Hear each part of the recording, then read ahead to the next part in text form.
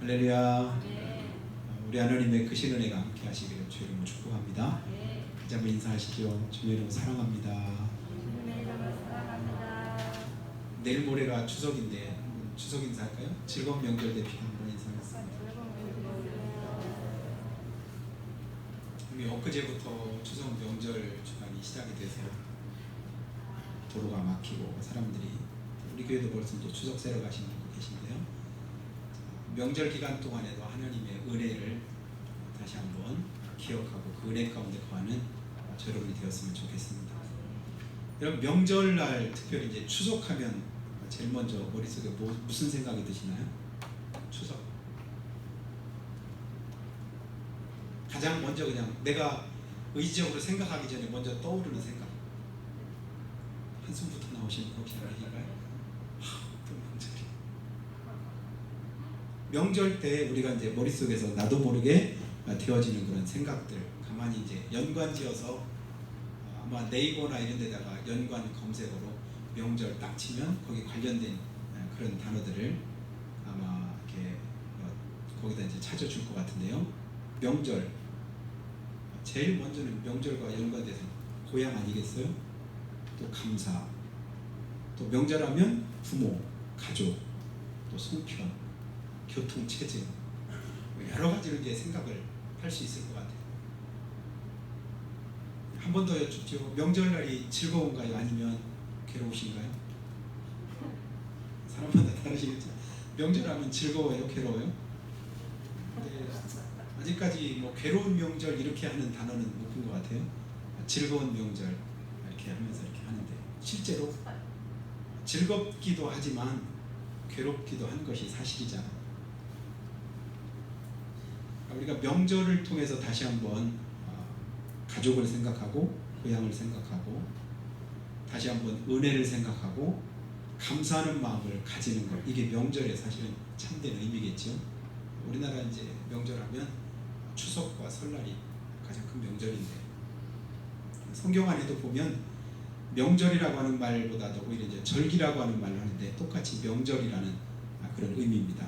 유월절, 오순절, 장막절, 이렇게 3대 절기가 성경 안에도 있어요. 그 절기의 가장 큰 특징은 뭐냐면 하나님께 감사합니다.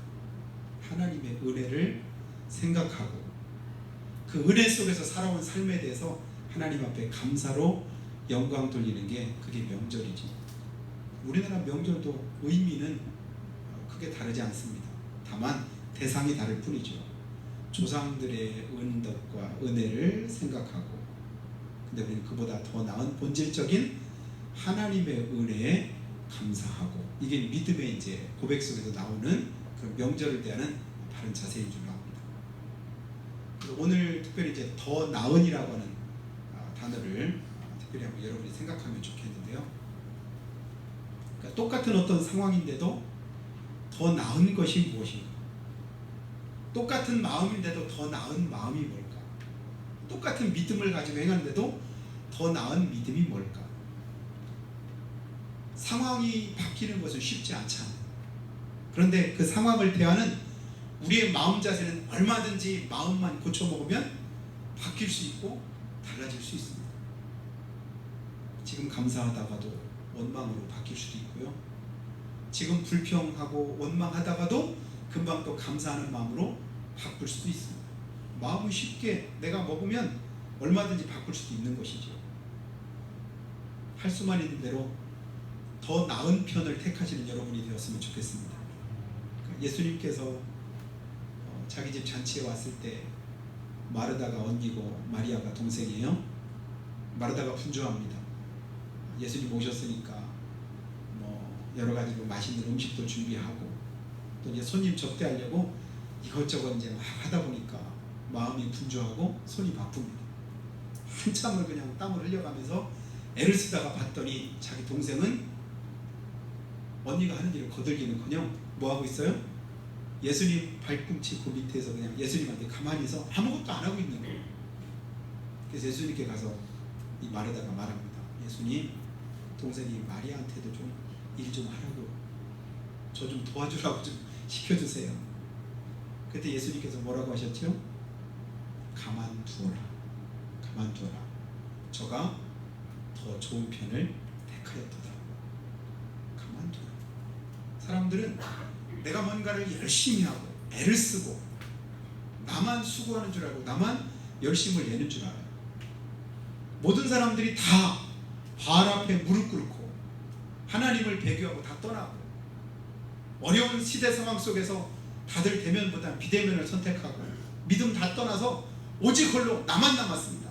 나만 생명 걸고 하나님 앞에 예배하고 하나님을 섬겼습니다. 각색하면 엘리야의 고백이었죠. 그러나 하나님은 뭐라고 말씀하셔요? 착각하지 말랍니다. 너 말고도 바알에게 무릎 꿇지 않은 7,000명을 내가 남겨놓았다. 이상하지 않아요? 그 능력의 종이고 신실한 종이었던 엘리야의 눈에도 보이지 않던 그 7,000명을 하나님이 남겨놓으셨다. 근데 엘리야는 지금까지 나 혼자만 그렇게 거룩한 줄 알고 나 혼자만 그렇게 헌신하는 줄 알고 나 혼자만 하나님 앞에 열심을 다하는 줄 알고 외로움을 느꼈고 어떤 면에서 자기 의에 도취되었는지도 모르지. 많은 사람들이 자기가 하는 일이 옳은 줄 알아요. 열심을 내고 그것이 잘하는 것인 줄 압니다. 그러나 예수님은 동생 마리아를 향해서 저가 더 좋은 편을 택하였도다. 너도 그렇게 분주하게 여러 가지 하느라고 힘쓰지 말고 한 가지를 하더라도 그 속에서 감사하는 게 오히려 더 낫겠다. 괜히 감당도 못할 것 많이 맡아가지고 하면서 불평하는 것보다 하나만 하더라도 그거 가지고 감사하는 편이 훨씬 더 낫지 않겠냐. 오늘 우리의 모습이 하나님을 섬기고 신앙생활하면서 어느 것이 더 하나님 앞에 유익하고 영광이 되고 내 삶에도 참으로 잘하는 삶인가를 다시 한번 생각하고 행하는 그런 삶이 되기를 주님으로 축복합니다.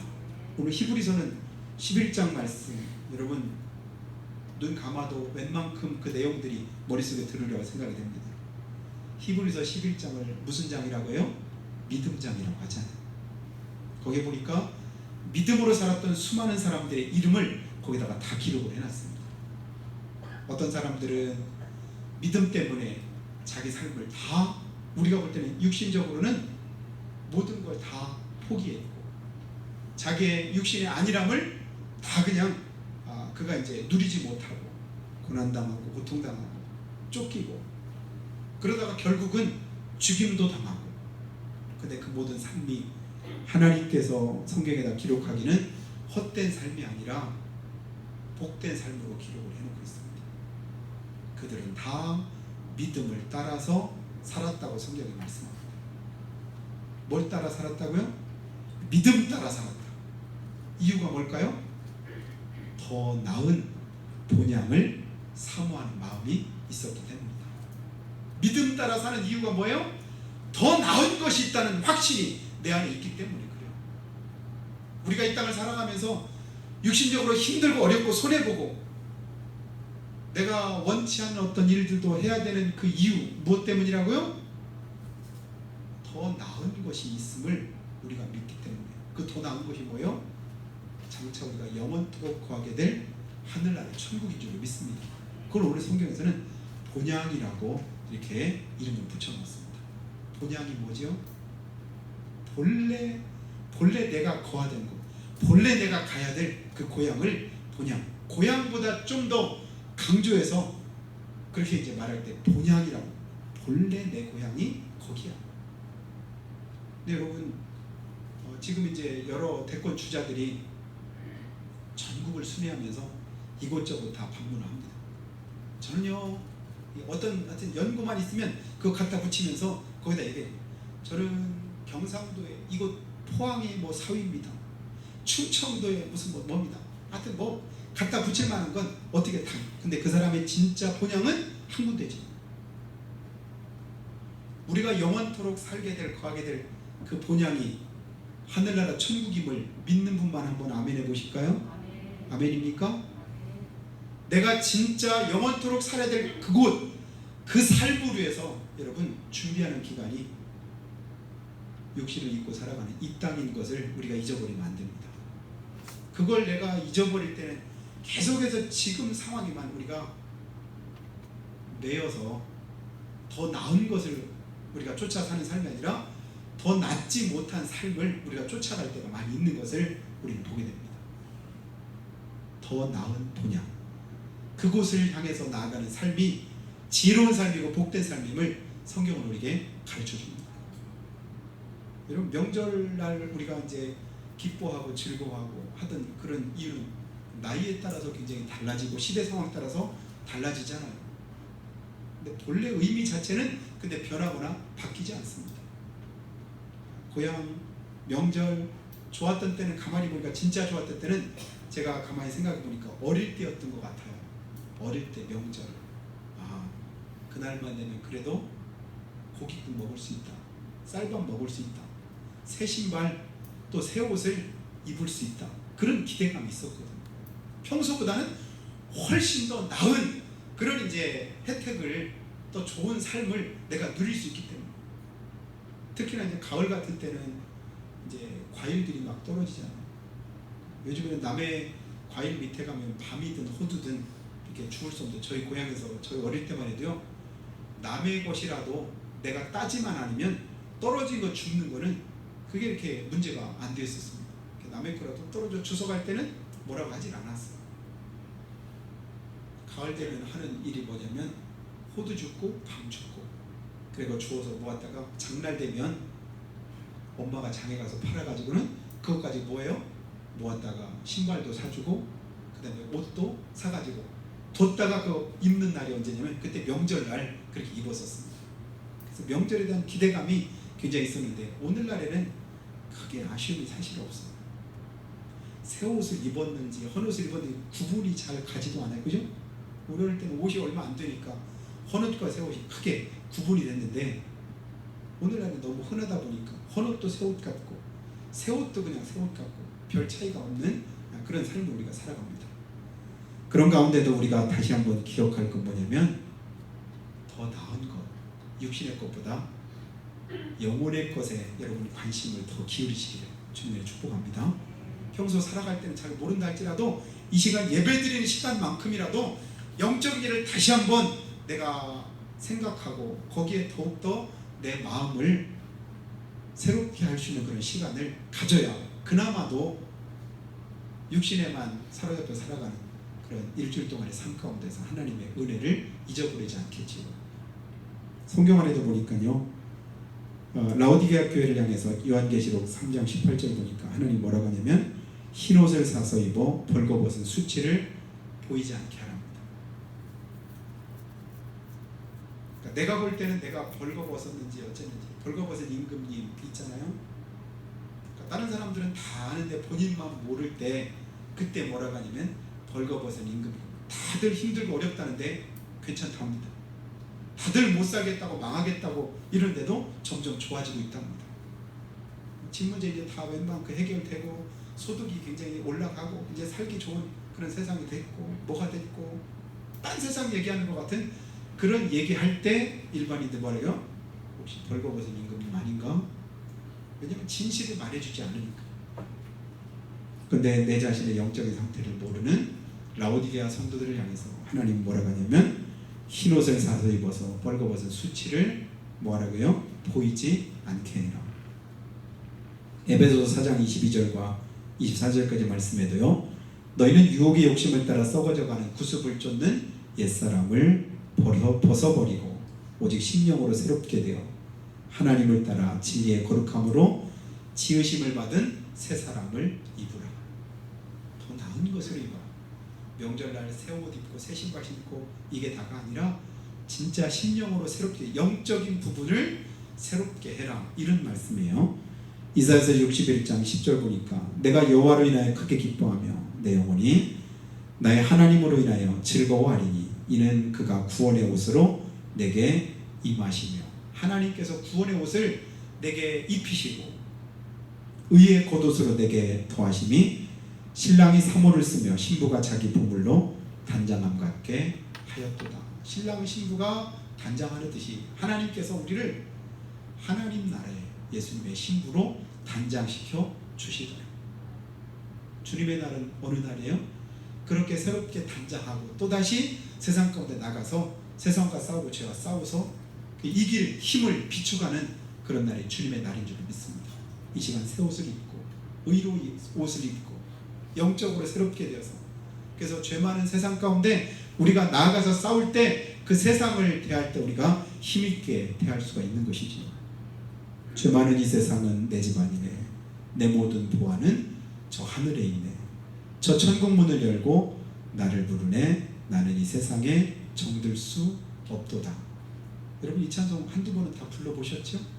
죄 많은 이 세상은 내 집안이네, 내 모든 보화는 저 하늘에 있네, 저 천국 문을 열고 나를 부르네, 나는 이 세상에 정들 수 없도다. 아멘. 진짜 아멘. 아무렇게나 아멘 하시면 안 돼요. 왜냐면 거짓으로 아멘 하는 거 하나님이 싫어하시거든요. 죄 많은 이 세상 내 집 아니다, 내 모든 보화는 저 천국에 있다. 그런 사람이 그렇게 살아갑니까? 그렇게 고백하는 사람의 삶의 모습이 바로 이렇습니까? 라고 주님이 물으신다면 나는 뭐라고 대답할까? 근데 이 사실이, 이 고백이 전혀 틀리지 않았잖아요. 진짜 이런 삶을 우리가 살아가야 되고 더 나은 본향을 향해서 사모하면서 살아가야 될 삶이 우리의 삶이 아닙니까? 그 삶을 위해서 사람들이 믿음으로 살았고 믿음을 따라 죽었고, 13절 한 번 더 다시 한번 볼까요? 이 사람들은 다 믿음을 따라 죽었다. 이 사람들은 다 뭘 따라 죽었더라? 믿음을 따라 죽었다. 이유가 뭐라고요? 14절, 그들이 이같이 말하는 것은 자기들이 본향 찾는 자임을 나타내미라. 믿음으로 죽기까지 그렇게 살아간 이유, 뭐하는 사람이래요? 본향 찾는 사람이래요. 우리 삶은 끊임없이 어디를 향해서 갑니까? 본향을 향해서 가는 거예요. 주님 계신 저 천국을 향해서 가는 내 삶에 조금 고되다고 힘들다고 어렵다고 안 갑니까? 여러분 명절날 고향을 방문할 때 명절날 가려고 했더니 차가 좀 막힌다네, 도로가 좀 복잡하다네, 여러 가지 힘들고 어렵다네. 그것 때문에 안 갑니까? 요즘에는 그나마도 교통사정이 얼마나 좋아졌어요. 예전에 자기 차 없을 때는 명절날 되면 버스 대합실이든 아니면 기차 타는 기차역이든 사람들이 그냥 꾸역꾸역 얼마나 많았는지 모릅니다. 근데 우리나라 이건 아무것도 아니지. 중국 사람들이 예전에 사대주의 사상 가지고 우리나라를 소국이라고 자기들을 대국이라고 할 때 기분 나쁘게 이게 중국 사람들이 우리나라를 소국이라 자기들은 대국이라고 하네. 왜 그렇게 했는가는 중국 땅을 가보면 조금 이해가 됩니다. 몇 시간씩을 차를 타고 계속 달려가도 옥수수밭이 끝이 없고 가고 자꾸 가는데도 그냥 똑같은 길. 와, 진짜 넓은 땅이 중국 땅입니다. 왜요? 우리나라보다 최소한 100배는 넓으니까. 근데 저는 우리나라 땅도 작다는 생각이 별로 안 들어요. 그래서 저희 처가만 갈래도 쉬지 않고 가도 3시간 반은 달려가야, 차로 100km, 120km 달려가야 갈 수 있는. 생각하면 언제 갔다 오지? 이런 생각이 드는데, 야 진짜 우리나라 땅이 진짜 이렇게 넓구나, 아유 멀다 이러는데, 중국 사람이나 이런 사람들은요 명절날 한번 세려면 기차 타고 차 타고 며칠씩 차를 타고 몇 날 며칠씩을 차를 타고 가고, 필리핀만 해도 전에 보니까 운전기사가 2명이더라고요. 버스가 멀리 가는 길인데 버스 기사가 번갈아 가면서 운전을 하면서 며칠씩을 가는 거예요. 그런데도 명절 한 번 지내려고 거기 갑니다. 왜요? 고향이니까. 그 고향 땅 한번 가려고 그렇게 힘들고 어려워도 그래도 가는 거예요. 복잡해도 가는 거예요. 우리가 더 나은 본향, 주님 계신 그 나라를 갈 때 힘들다고 고되다고 중간에서 포기하면 안 됩니다. 힘들어도 어려워도 기쁨을 가지고 가는 거예요.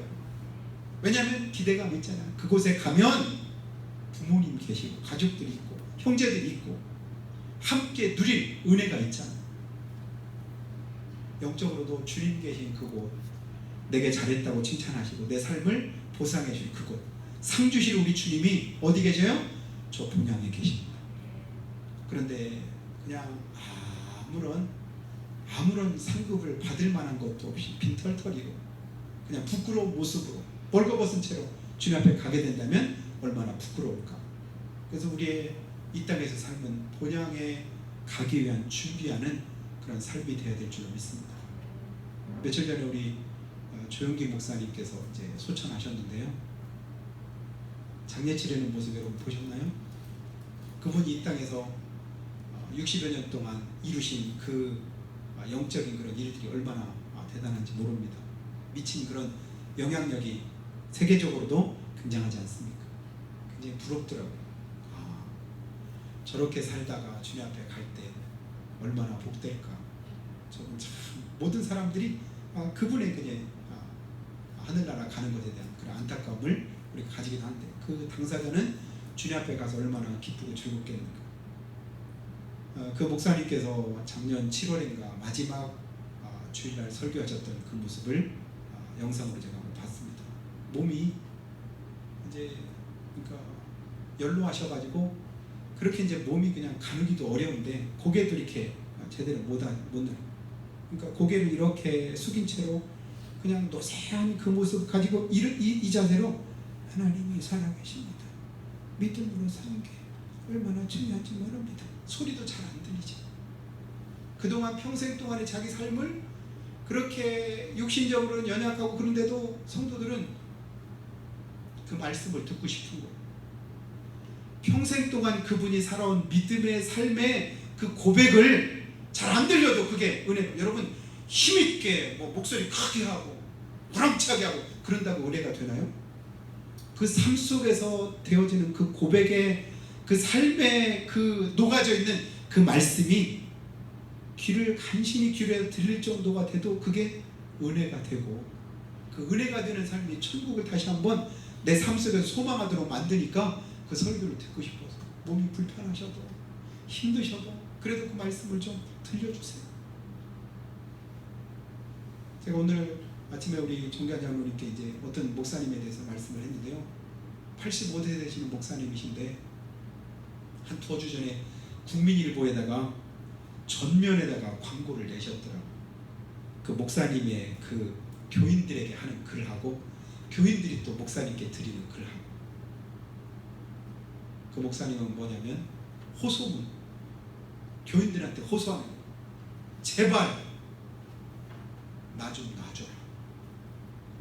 85세셔요. 아직까지 담임 목회를 하고 계십니다. 근데 교인들한테 뭐냐면 제발 나 좀 놔줘라. 내가 이 나이도 많고 늙고 그래서 하나님 앞에 늘 그냥 부족함을 느끼면서 하나님 앞에 죄송스럽게 그지없는데 성도들이 담임 목회를 그만두게 되면 몇 년 전부터 하는데도 안 놔지. 이게 너무 그분이 마음이 하나님께 죄송스러워서 제발 좀 놔달라 하는 글을 거기다 올렸고, 밑에는 교인들이 뭐라 했냐면 탄원서를, 목사님 설교 말씀을 서서 하시기가 힘드시면 앉아서라도 말씀을 전해주세요. 앉아서 하는 게 어려우시면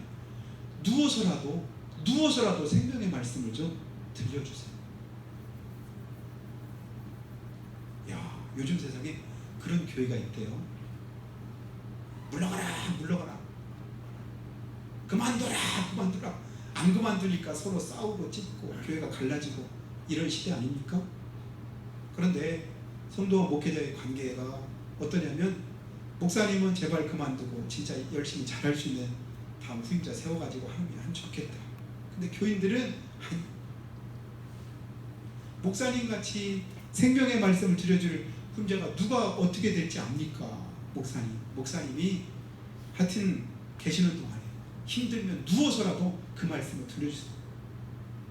조영기 목사님의 목회가 성공하셨다라고 하는 그 반증은 뭐냐면 그 노구에 자기 몸 하나도 잘 간수 못하고 힘들고 어려워 그냥 모습 보기도 힘든 이 모습 가지고 전해지는 말씀에도 은혜가 되니까 그게 하나님의 말씀이고, 그분이 말씀 따라서 저 나온 본향을 바라면서 믿음으로 산 것이 확실하게 믿어지니까 은혜가 되니 그 말씀을 들려달라고 하는 거 아니겠냐. 오늘 여러분 더 나은 본향을 사모하며 살아가시기를 주님을 축복합니다.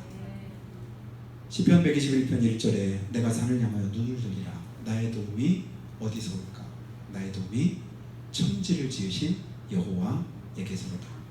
여러분 우리의 도움은 세상에 있지 않습니다. 하나님께 있습니다. 더 나은 편이 무엇인가를 끊임없이 순간순간 여러분 생각하며 살아가시길 바라요. 내가 이렇게 할 수도 있고 또 다르게 할 수도 있지만 이렇게 하는 게 좋을까 아니면 다르게 하는 것이 좋을까 생각할 때 더 나은 것이 무엇인가를 순간순간 믿음으로 기도하면서 택하시기 바랍니다. 지금 내가 큰 소리로 화를 내는 게 좋을까 아니면 그냥 힘들어도 참고 그냥 견디는 게 좋을까? 감사하는 게 좋을까? 원망하는 게 좋을까? 누군가를 그냥 칭찬하는 게 좋을까? 아니면 비난하는 게 좋을까? 얼마든지 생각하면서 나은 편을 택할 수 있잖아요. 근데 더 나은 편을 놔두고 우리가 더 안 좋은 쪽을 택하면서 살아갈 때가 많습니다. 그러니 신앙생활에 변화가 없고 삶의 변화가 별로 없지. 나은 것을 쫓아서 행하다 보면 내 삶도 나도 모르게 나아집니다. 더 나은 본향을 향해서 나아가다 보면 이 땅에서 삶이 나도 모르게 어느 정도 정리가 스스로 되게 돼 있습니다. 근데 더 나은 본향은 놔두고 이 땅에 내가 집착하다 보니까 이것저것 뭔가 열심히 하긴 하고 우왕좌왕 하긴 했는데 나중에 보니까 그냥 너절하게 늘어놓긴 했는데 어느 것 하나도 제대로 된 게 없는 그런 모습을 돌아볼 때가 있어요. 한 해를 돌이킬 때마다 새로운 달을 맞을 때마다 그때마다 다시 한번 뒤를 한번 돌아보세요. 내가 어떻게 지내왔는지 그리고 앞으로 어떻게 가는 것이 지혜로운 삶인지. 그래서 오늘 믿음의 사람들이 다 그렇게 살았던 것처럼 이 사람들은 다 믿음을 따라 죽었으며 그들이 같이 말하는 것은 자기들이 본향 찾는 자임을 나타내미라. 그 다음 15절도 한번 볼까요? 그들이 나온 바 본향을 생각했더라면 돌아갈 기회가 있었으려니와. 나온 바 본향을 생각했더라면 내가 지금까지 살아온 그곳이 여기가 본향이라고, 이 땅이 내 소망, 내가 지금 지내온 여기가 내 소망을 두고 살아가는 거기라고 생각했더라면 그리로 갔겠지요. 거기에 집착했겠지요. 거기서 머물렀겠지요. 그러나 믿음의 사람들 어떻게 해요? 그곳이 아니라 하나님께서 아브라함을 향해서 75세 갈대아 우리를 떠나 내가 내게 지시할 땅으로 가라하니까 가차없이 그냥 떠났던 것처럼 하나님이 나를 이끄시는 그곳 주님을 바라보며 나아가니 내가 돌아갈 곳 없다. 나는 주님 바라보고 간다. 그래서 쟁기를 잡은 자는 뭐 하지 않는데요? 뒤를 돌아보지 않고 앞을 향해서 나아간다고 하잖아요. 그래서 앞에서 나를 부르신 부름의 상을 쫓아 표대 되신 주님을 따라간다고 바울사도가 고백한 것처럼 더 나은 본향을 향해 나아가는 저 여러분 되시기 바랍니다. 그리고 마지막 16절 말씀 한번 더 보겠습니다. 그들이 이제는 더 나은 본향을 사모하니 곧 하늘에 있는 것이라. 더 나은 본향 어디에 있답니까? 하늘에 있는 줄로 믿습니다. 여러분 그때를 위해서 여러분 준비하시기를 주님의 축복합니다. 이 땅은 다 지나갑니다. 이 땅에 있는 것 다 어떻게 돼요? 후패하게 되어 있습니다. 시들게 되어져 있습니다. 아무리 예쁜 꽃도요 시간 지나면 어떻게 될까요? 시들게 되어 있습니다. 이 꽃이 지금 이렇게 아름답지만 불과 몇 주만 지나고 나면 금방 또 시들고 말 것입니다. 우리의 삶도 그렇지만 연세 드신 목사님들 보면 그런 말씀처럼 내가 언제 이 나이 됐는지 몰라. 저희 지방에도 이제 82세 되신 어떤 목사님 계신데 가끔 저한테 그러셔요.